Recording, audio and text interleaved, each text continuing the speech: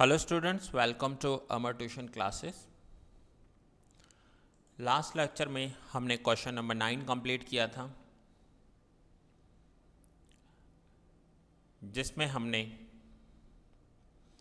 Different concepts of the cost of production देखा, जिसमें real cost, opportunity cost and monetary cost cover किया था। अब हम क्वेश्चन 10 से कंटिन्यू करेंगे। Question number 10, explain with diagram the interrelationship between average cost and marginal cost। Average cost and marginal cost के बीच में रिलेशन क्या है? पहले तो दोनों टर्म्स को आपको अच्छे से समझना पड़ेगा कि एवरेज कॉस्ट किसे कहते हैं एंड मार्जिनल कॉस्ट किसे कहते हैं। ध्यान से समझना इस क्वेश्चन को, इम्पॉर्टेंट क्वेश्चन है। The relationship between the average cost and the marginal cost is very important in the study of production cost. Cost per unit of output is called average cost. Underline कर लो, cost per unit of output is called average cost. And the marginal cost is the cost increased to produce one extra unit of commodity. One extra unit, ध्यान देना wordings पर इस पर, one extra unit. अगर मुझे एक और extra unit produce करना हो तो कितना ज़्यादा एक्सपेंडिचर करना पड़ेगा? सपोज़ करो मैं एवरी डे 100 यूनिट्स प्रोड्यूस करता हूँ। उस 100 यूनिट्स का जो टोटल कॉस्ट होगा उसे 100 से डिवाइड करेंगे तो एवरेज कॉस्ट आ जाएगा। That is average cost. But every day 100 unit produce करता हूँ और आज मैं 101 यूनिट प्रोड्यूस कर रहा हूँ, मीन्स एक यूनिट एक्स्ट्रा प्रोड्यूस कर रहा हूँ। 1 यूनिट एक्स्ट्रा प्रोड्यूस करने के लिए मेरा एक्सपेंडिचर कितना होगा? That is called marginal cost. In short run, producers take decisions to continue the production when price of commodity is more than the marginal cost.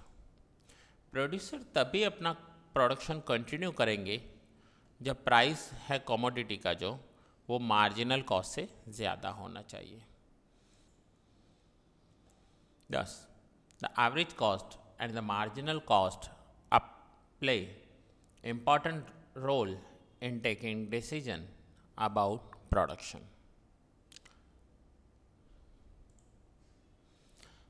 Total cost, average cost, marginal cost of a firm are as under. ये imaginary numbers हैं आपको समझाने के लिए सिर्फ। Suppose करो कि 1 unit production हो रहा है, टोटल कॉस्ट इज 20। 20 को डिवाइड बाय 1 करेंगे तो एवरेज कॉस्ट भी आ जाएगा 20। Now output is 2 units. अब हम 2 यूनिट्स प्रोड्यूस कर रहे हैं और टोटल कॉस्ट हो रहा है 35। 35 डिवाइड बाय 2 करेंगे तो आंसर आएगा 17.5। ये हम एवरेज कॉस्ट कैलकुलेट कर रहे हैं, ये यहाँ पर हम अभी एवरेज कॉस्ट देख रहे हैं सिर्फ। नाउ 3 यूनिट प्रोडक्शन किया, 45 rupees total cost. 45 divide by 3, answer आ गया 15।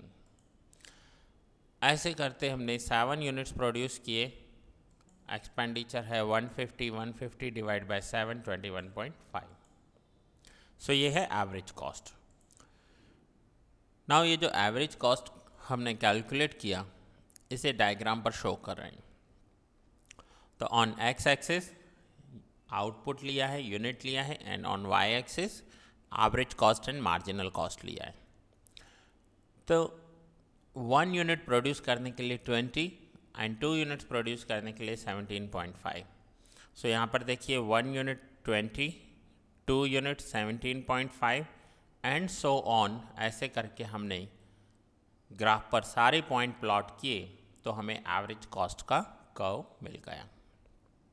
Now what is marginal cost? Marginal cost that means 1 extra unit produce करने के लिए जो एक्सपेंस हो रहा है that is called marginal cost.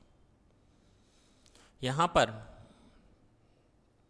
जो टोटल कॉस्ट है वो है 20 फॉर 1 यूनिट। 20 से पहले कुछ भी नहीं है, मार्जिनल कॉस्ट नहीं होगा। नाउ 1 में से 2 यूनिट प्रोड्यूस कर रहे हैं, 1 यूनिट एक्स्ट्रा प्रोड्यूस कर रहे हैं। तो उस एक्स्ट्रा यूनिट के लिए पहले 1 यूनिट के लिए 20 रुपीज़ और 2 यूनिट के लिए 35 रुपीज़।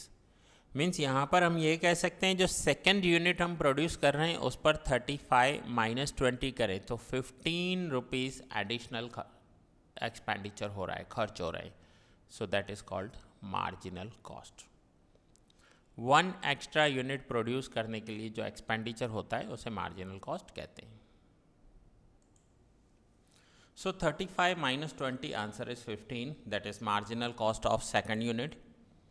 45 minus 35, 45 में से 35 माइनस करेंगे आंसर होगा 10, ये होगा marginal cost of third unit. फिर से 60 माइनस 45 आंसर आएगा 15, that is marginal cost of fourth unit.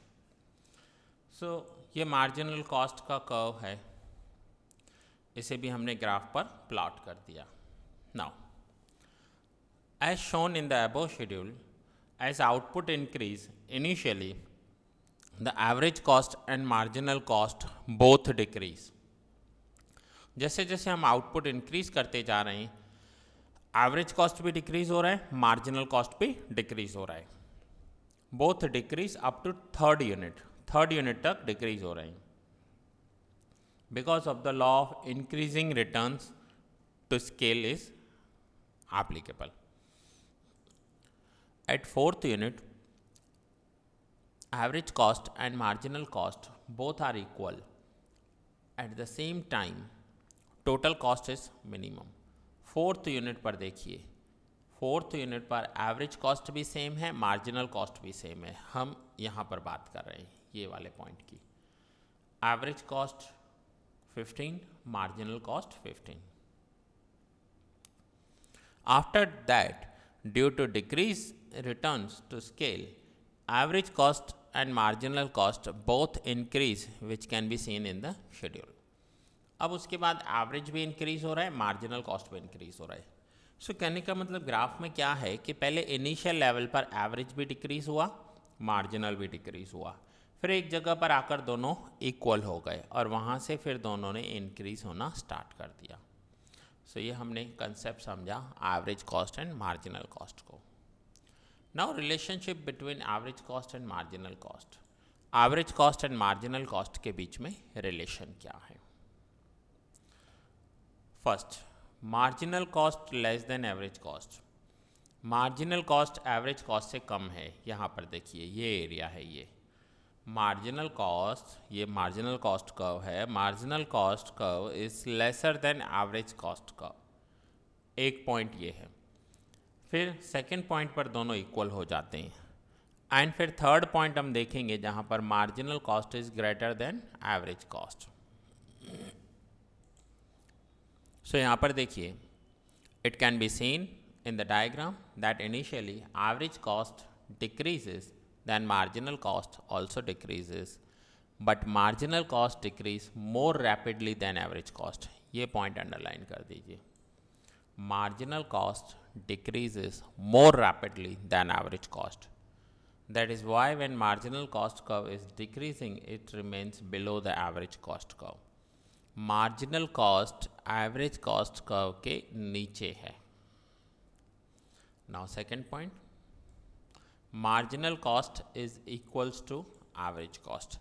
अब एक लेवल ऐसा आ जाएगा जहाँ पर marginal cost and average cost equal हो जाएंगे। When average cost is minimum, at that time marginal cost curve intersect to the average cost curve from below नीचे से intersect कर रहा है and the marginal cost and average cost become equal. देखो ये intersect कर रहा है, means marginal cost average cost को काट रहा है, यहाँ पर नीचे से इसे क्रॉस कर रहा है और यहाँ पर दोनों इक्वल हो जा रहे हैं। And the third point is marginal cost is greater than average cost. When marginal cost curve intersect the average cost curve, then both costs start to increase. एक बार अगर इंटरसेक्ट कर दिया, काट दिया, तो अब उसके बाद दोनों के दोनों कॉस्ट इंक्रीज होना स्टार्ट हो जाएंगे। After this point, increase in marginal cost is rapid then the increase in average cost. अब मार्जिनल कॉस्ट है ना, मार्जिनल कॉस्ट की एक खास बात है, वो गिरता भी रैपिड है, इंक्रीज भी रैपिडली होता है। यहाँ पर देखिए गिरा भी रैपिडली है और इंक्रीज भी रैपिडली हुआ है। सो एवरेज कॉस्ट से ज़्यादा वो स्पीड से इंक्रीज हो रहा है। सो marginal cost curve is above the average cost curve in the given diagram. So given diagram में क्या है कि marginal cost curve is above the average cost curve, average cost curve के ऊपर है। सो ये था हमारा question number 10। Now question number 11 देखेंगे। Explain average revenue and marginal revenue with the help of diagram in perfect competition market. अब जैसे हमने ऊपर average cost and marginal cost देखा, सेम यहाँ पर हम average revenue and marginal revenue देखेंगे। Answer: perfect competitive market is such a market where firm accept market price and sell its commodity. Underline कर लो, where firm accept market price. Market में जो भी price चल रहा होगा वो फर्म एक्सेप्ट कर लेती है। सपोज करो कोई फार्मर अपने विलेज से वेजिटेबल्स लेकर आया है अहमदाबाद में सेल करने के लिए, और उसे लगा कि वो 50 रुपीज़ पर किलो सेल करके जाएगा। लेकिन जब वो वेजिटेबल्स यहाँ लेकर आया, कोई भी XYZ कोई भी वेजिटेबल्स हैं, तो उन वेजिटेबल्स का मार्केट में रेट चल रहा था 30 रुपीज़। अब फार्मर के पास दो ऑप्शन है, या तो वो अपने वेजिटेबल्स वापस ले जाए या तो 30 में सेल करके जाए। अब जैसे कि ये पेरिशेबल होते हैं, वापस ले जाना पॉसिबल नहीं होता है, तो फार्मर ने डिसाइड किया ठीक है मैं 30 रुपीज़ में ही सेल करके जाता हूँ। तो उसने क्या किया, मार्केट प्राइस को एक्सेप्ट कर लिया। तो यहाँ पर मार्केट प्राइस एक्सेप्ट किया जाता है, इसे परफेक्ट कॉम्पिटिटिव मार्केट कहते हैं। In perfect competitive market commodities are homogeneous and there are large number of buyers and sellers. Underline कर लो, commodities are homogeneous. homogeneous का मतलब होता है एक जैसी commodities हर एक जगह मिल रही होती है।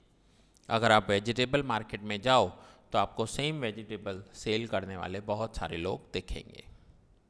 Buyers and seller have complete knowledge of market situation. यहाँ पर बायर और सेलर दोनों को मार्केट सिचुएशन का कंप्लीट नॉलेज होता है, दोनों को पता होता है कि मार्केट में क्या प्राइस चल रहा है।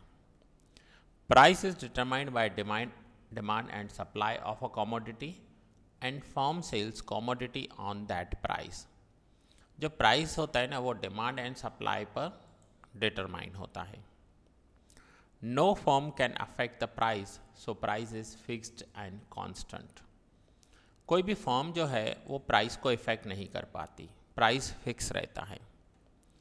In perfect competition market, price of the commodity, average revenue of the firm and marginal revenue of the firm are equal. यहाँ पर अंडरलाइन कर दीजिए, मोस्ट इंपॉर्टेंट पॉइंट है। अगर परफेक्ट कंपटीशन मार्केट है तो एवरेज रेवेन्यू मार्जिनल रेवेन्यू दोनों ही equal हो जाते हैं। So price is equals to average revenue is equals to marginal revenue.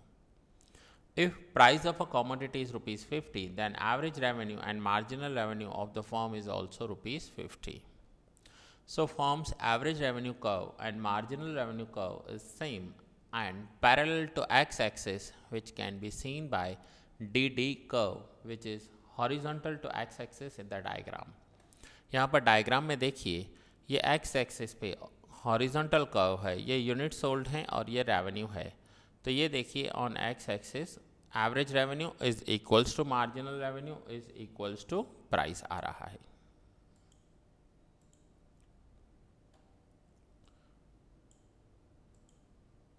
सो ये हॉरिजॉन्टल है x-axis पर। In the above diagram, units sold are shown on x-axis and revenue is shown on y-axis. It can be said that first, in perfect competitive market, firms' marginal revenue and average revenue are constant and same, so that it can be shown through online DD curve. अब ये जो आप तीनों point देख रहे हैं ना, ये वही पॉइंट है जो मैंने आपको डायग्राम में एक्सप्लेन किया है। ये स्टेटमेंट फॉर्म में लिखा हुआ है, मैंने आपको डायग्राम फॉर्म में एक्सप्लेन किया। Average revenue is equals to marginal revenue is equals to price, ये होगा ऑन एक्स एक्सिस हॉरिजॉन्टल, और टोटल रेवेन्यू इसका इंक्रीज होता जाएगा। सो सेम ये डायग्राम में जो दिया हुआ है वही नीचे एक्सप्लेन किया हुआ है, आप इंडिविजुअली रीड कर लेना ये स्टेटमेंट।